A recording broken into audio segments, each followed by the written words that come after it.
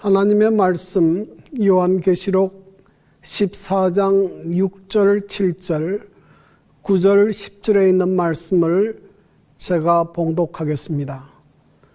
또 보니 다른 천사가 공중에 날아가는데 땅에 거주하는 자들 곧 모든 민족과 종족과 방언과 백성에게 전할 영원한 복음을 가졌더라.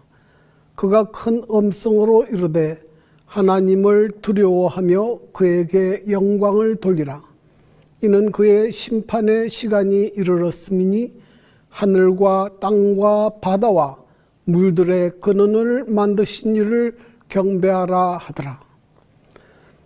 또 다른 천사 곧 셋째가 그 뒤를 따라 큰 음성으로 이르되 만일 누구든지 짐승과 그의 우상에게 경배하고 이마에나 손에 표를 받으면 그도 하나님의 진노의 포도주를 마시리니. 존경하는 재림 성도 여러분, 주님 은혜 가운데 평안하셨습니까? 오늘 복되고 거룩한 안식일에 방송을 통해 성도 여러분들을 뵙게 되고 하나님의 말씀으로 은혜를 나누게 됨을 매우 기쁘게 생각합니다. 오늘은 특별히 종교 자유의 안식일을 맞이하여 누구를 섬길 것인가 라는 제목으로 성도 여러분과 함께 은혜를 나누고자 합니다. 러시아 정치가 보리스 엘치는 자유는 마치 공기와 같아서 그것이 있는 동안에는 고마움을 느끼지 못하다가 없어진 후에야 비로소 그것이 없이는 살 수 없다는 것을 깨닫게 된다고 말했습니다. 자유를 공기에 비유하여 자유가 얼마나 중요한지를 강조하는 말입니다.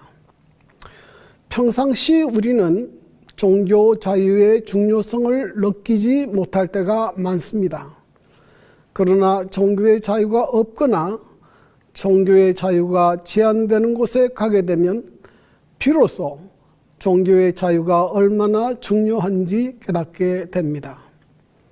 대부분 한국에 있는 남성 재림 교인들은 군에 입대하면서 종교의 자유가 얼마나 중요한지 깨닫게 됩니다. 그런데 종교의 자유란 무엇인가?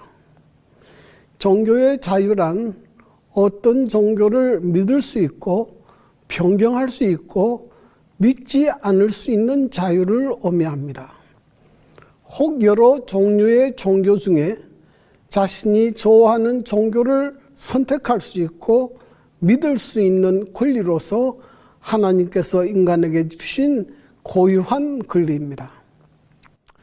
왜 우리가 오늘 종교 자유에 대하여 이야기할 필요가 있는가? 그것은 현재 재림교인들의 종교의 자유가 침해되고 있기 때문입니다. 재림교인들은 오랫동안 한국 사회에서 종교의 자유를 침해받았습니다. 특히 군대와 학교에서 그러한 일이 있었습니다. 군대에서는 안식일과 비무장 군 복무가 허용되지 않았고 또 학교에서는 수업이나 시험이 안식일에 있어서 이로 인해 많은 고난을 겪었습니다. 지난 안식일에는 80대의 한 노 장로님을 만났는데 그분은 아직도 군 복무 시절에 맞은 허리 통증으로 고통을 받고 있었습니다. 군 복무 시절에 이처럼 안식일과 집총급으로 형을 받고 투옥된 성도가 150명이나 달합니다. 그리고 많은 재림교인 학생들이 안식일 문제로 학교에서 제적되거나 전학을 가거나 입학이 취소되는 어려움을 겪었습니다. 그러나 다행히도 이들 군 복무와 학교에서의 종교의 자유는 교단의 노력과 뜻있는 청년들의 노력으로서 사법적인 방법을 통하여 종교의 자유를 누릴 수 있는 길이 열리게 되었습니다. 그러나 최근에 재림교인들의 종교의 자유를 위협하는 새로운 문제가 생겼습니다. 그것은 국가 자격시험에 관한 것입니다. 2007년 이전에는 주로 토요일과 일요일 양일에 실시되던 국가 자격시험이 2007년부터 점차 일요일에서 토요일로 변경되다가 현재는 대부분의 모든 자격시험이 토요일에 실시되고 있습니다. 그 결과로 현재 안식일을 준수하는 재림 청년들은 대학교를 졸업하고도 국가 자격시험에 응시하지 못하고 있습니다. 그 사례를 보면 2010년에는 법대를 졸업한 재림 청년 8명이 사법시험이 안식일에 있어 응시하지 못하였습니다. 그들은 국가를 상대로 헌법 소원을 냈지만 기각당하고 말았습니다. 2017년에는 의사국가 자격시험이 안식일에 실시되어 3명의 학생이 피해를 입었습니다. 그 외에도 의료에 관련한 자격시험, 산업기사시험, 공무원시험, 변호사시험, 임용교사시험 등 많은 국가 자격시험이 안식일에 실시되므로 많은 재림교인들이 피해를 입고 있습니다. 이런 시기에 재림교인들은 이런 사건들을 어떻게 보아야 하며 우리는 어떻게 살아야 할까요? 이 사건들을 통해서 우리에게 주시는 교훈은 무엇일까요? 오늘 저는 이 사건을 통해서 3가지 영적인 교훈을 찾고자 합니다. 첫째, 이 사건은 우리에게 지금은 우리가 믿음을 준비하고 하나님의 계명에 순종하는 것을 훈련한 때라고 가르치고 있습니다. 새천사의 기별은 역사의 마지막 예수님의 재림 직전에 주어지는 복음으로서 이 기별을 받아들이고 순종하는 사람은 하나님의 계명과 예수의 믿음을 지키게 됩니다. 그러므로 역사의 마지막에 사는 재림 성도들은 지금 예수의 믿음을 지키고 하나님의 계명에 순종하는 것을 연습해야 합니다. 지금 우리가 경험하는 안식일 문제나 기타 신앙적인 문제로 어려움을 겪는 것은 앞에 있을 더 큰 시험을 위한 예비적인 시험이기 때문입니다. 그러므로 지금 우리 앞에 있는 작은 시험들을 이겨내야만 앞에 있을 더 큰 시험도 이길 수 있을 것입니다. 이것은 마치 예방주사를 맞는 것과 같습니다. 예방주사를 미리 맞는 것은 나중에 전염병이 창궐해도 저항력이 생겨 병균을 이길 수 있기 때문입니다. 그러므로 우리가 직면하는 작은 어려움을 믿음으로 극복하게 되기를 바랍니다. 그렇게 할 때 우리는 앞에 있을 더 큰 시험을 믿음으로 승리할 수 있습니다. 엘렌 G. 화이트는 다음과 같이 권면합니다. 믿음이란 결코 한순간에 생겨나서 자라나는 것이 아니라 지금 매일 매 순간 믿음으로 살아가는 훈련이 되어 있지 않으면 장차 다가올 위기의 순간에 아무것도 아닌 것이 드러날 것이다. 오늘 이 순간에 믿음으로 사는 연습이 필요하다. 이것이 영원한 운명을 결정짓는다. 저는 2019년에 중국에 있는 PMM 선교사들을 방문하러 갔다가 체포되어 하루 동안 조사를 받고 추방된 적이 있습니다. 그 이유는 전도하려고 했다는 이유입니다. 그때 저는 처음으로 중국이 공산국가이며 아직도 종교의 자유가 제한되어 있다는 것을 깨닫게 되었습니다. 그러나 우리나라는 부분적인 어려움은 있지만 아직도 많은 종교의 자유가 보장되고 있습니다. 지금 우리는 마음대로 교회에 출석할 수 있고 마음대로 성경을 읽을 수 있고 마음대로 전도할 수 있습니다. 그리고 방송과 유튜브를 통해서 엄청난 설교 말씀을 들을 수 있고 배울 수 있습니다. 이러한 자유와 환경이 주어진 것은 하나님께서 우리에게 믿음을 잘 준비하고 하나님의 계명대로 사는 것을 훈련하도록 준비할 수 있는 시간을 주신 것입니다. 그러나 이 기회를 소홀히 하여 아무것도 준비하지 못한 채 위기를 맞게 되면 그때 준비되지 않는 사람은 아무도 믿음에 서지 못할 것입니다. 그러므로 이 평안하고 자유가 주어진 시간에 다가올 환난을 준비하는 지혜로운 성도들이 되기를 바랍니다. 둘째로 이 사건이 우리에게 주는 교훈은 우리는 우리의 믿음을 알리고 장애물을 극복해야 한다는 것을 말하고 있습니다. 계시록 14장의 첫째 천사와 셋째 천사는 큰 소리로 말합니다. 여기에 천사가 큰 음성으로 말하는 것은 이 기별이 모두가 들을 수 있도록 선포될 것임을 지적한다고 말하고 있습니다. 예수님께서도 우리에게 진리의 빛을 감추지 말고 비치라고 말씀하셨습니다. 그러므로 우리는 진리의 빛을 나타내야 합니다. 그런데 알리는 것은 두 가지가 있습니다. 우리의 말과 행동을 나타내는 것입니다. 저는 2020년에 안식일 문제를 해결하기 위해 국시원 원장님을 만난 적이 있습니다. 당시에 국시원 원장님은 재림교회에 대하여 잘 알고 있었습니다. 그 이유는 그의 제자 가운데 한 분이 재림교인이 있었기 때문입니다. 처음에 이 원장님은 이 재림교인 학생을 보고 사이비 종교에 빠진 줄 알았다고 했습니다. 그런데 몇 달 동안 관찰해 보니 다른 모든 삶이 다른 학생들보다 더 모범적이었다고 했습니다.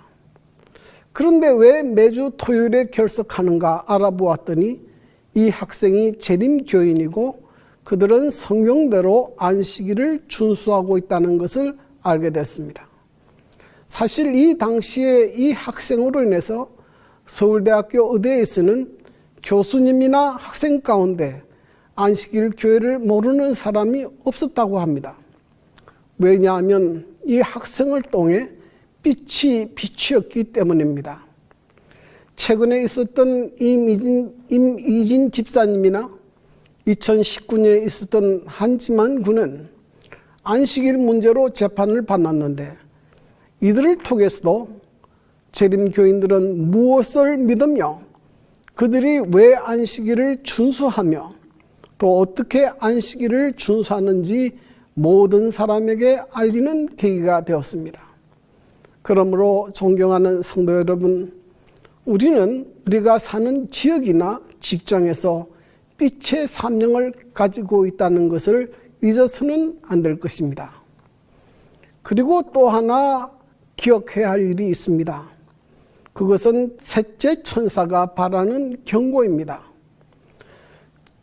1883년 미국 상원의원이었던 블레어 씨가 연방정부 차원에서 실시하는 일요일 법령을 상원의원 교육 및 노동위원회에 제출했습니다. 이때 재림교회는 이 사실을 알고 당시 종교자유부장이었던 A.T. 존스를 중심으로 적극적으로 대치해서 무산시킨 일이 있습니다. 현재 국가자격시험일의 변경은 1993년부터 개신교회에서 연합적으로 강력하게 주일시험 반대운동을 하고 있기 때문입니다. 이것이 모든 시험일이 토요일로 변경된 배경입니다. 그러므로 재림교인들은 종교 자유가 침해될 때 교단뿐 아니라 온 성도들이 힘을 합쳐서 이 문제를 해결하기 위하여 노력해야 합니다. 엘렌 G. 화이트는 종교 자유에 대하여 다음과 같이 권면합니다. 거저 묵묵히 앉아서 재난을 기다리고 있어서는 안 된다. 우리가 양심의 자유를 수호하기 위하여 아무 노력도 하지 않고 가만히 앉아 있다면 그것은 하나님의 뜻을 행하고 있는 것이 아니라 더욱 열심히 기도하고 또 기도와 일치하게 행동하자고 권면했습니다.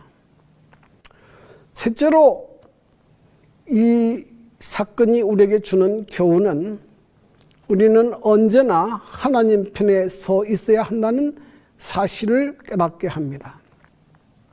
사실 세 천사의 기별의 핵심은 누구를 섬길 것인가 하는 것입니다. 하나님을 선택할 것인가? 사단을 선택할 것인가? 이 질문에 우리는 언제나 하나님의 편을 택해야 합니다. 바벨론은 많은 수와 권력과 화려함을 가지고 있습니다. 세상적인 인기도 가지고 있습니다. 그러나 짐승과 거짓 선지자와 용은 마침내 패배할 것입니다.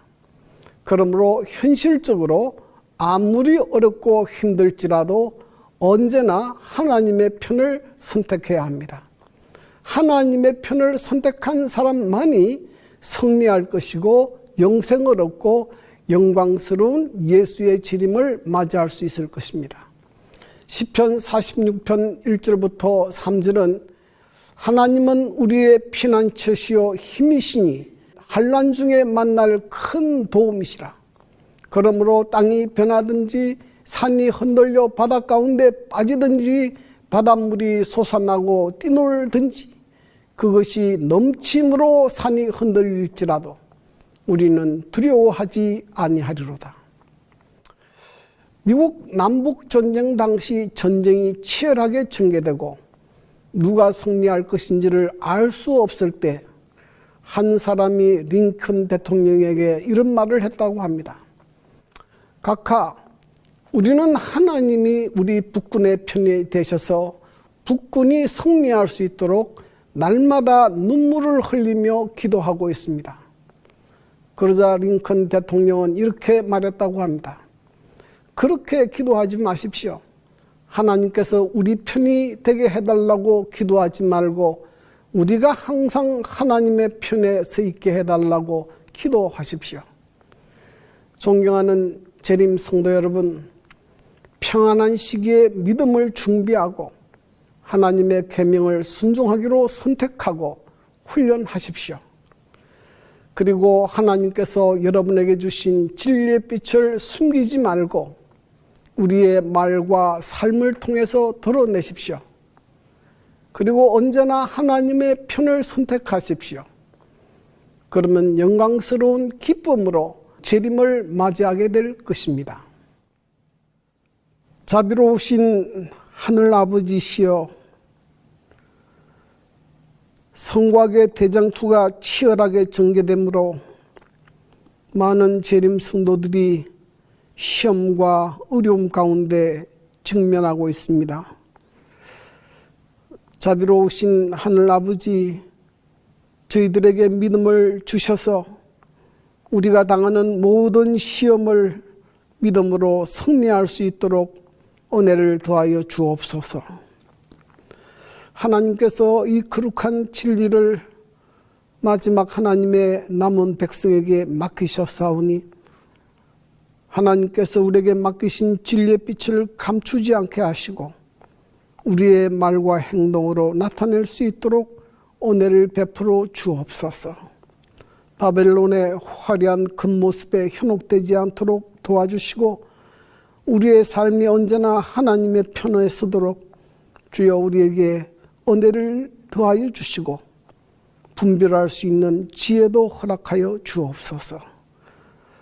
우리가 언제나 하나님의 편에 있으므로 주님께서 영광스럽게 재림하실 때에 기쁨으로 주의 재림을 맞이하는 그 자리에 우리 모든 성도들이 있을 수 있도록 은혜를 베풀어 주옵소서. 예수님의 이름으로 기도합니다. 아멘.